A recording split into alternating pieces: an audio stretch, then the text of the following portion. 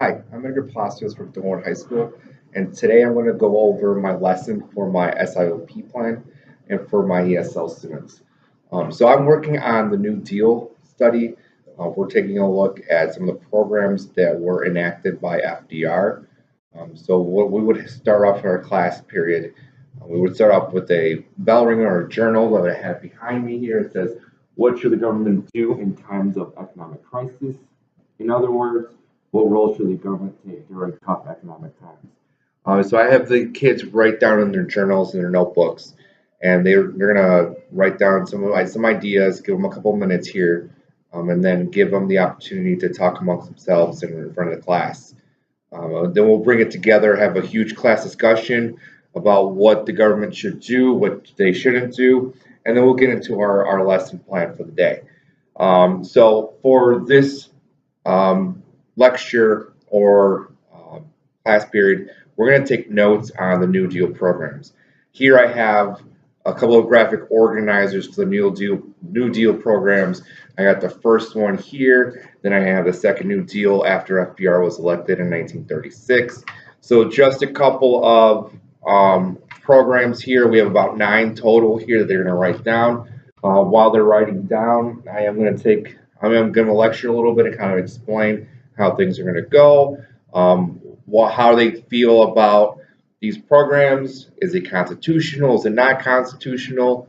So we're going to talk about the legitimacy of these programs and how well people are going to take them in the 1930s. We're also going to talk about how the legacy lasts for so long. We still have programs like the FDIC. We have Social Security Act still in place. So we're going to talk about that in class, and so the kids can see that we're still feeling some of the effects of the New Deal program. After we are writing our notes, hopefully we're going to wrap up the class period since it is a resource time period for them. So I can't have them full 50 minutes. We're going to recap, and I want them to recap the lesson plan using their graphic organizers.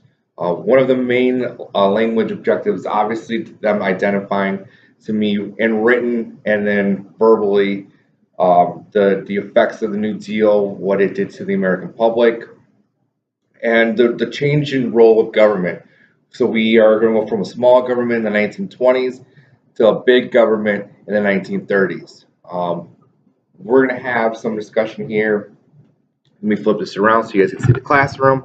We have a horseshoe classroom where we can talk amongst each other, talk among ourselves, get really inactive here. And we have the space here in the middle where all of us can come together and we can talk about this, that, or the other when it comes to the New Deal. What do we agree with, what we don't agree with. And that's pretty much the lesson plan for my ESLs. After this, we're going to piggy up the impact the New Deal did with African Americans, women, Native Americans, things of that nature. And we're just slowly but surely building and scaffolding up to the way we need to go before we fully assess to this. They will have a pre-assessment and post-assessment on the New Deal. I attached that in the clip last week. Hopefully things went well with the kids. If there's any questions for these kids, we have a CP period, which is a study hall period, built in at the end of the day that they can come in and come talk to me about this stuff. And hopefully they did well. All right, thank you.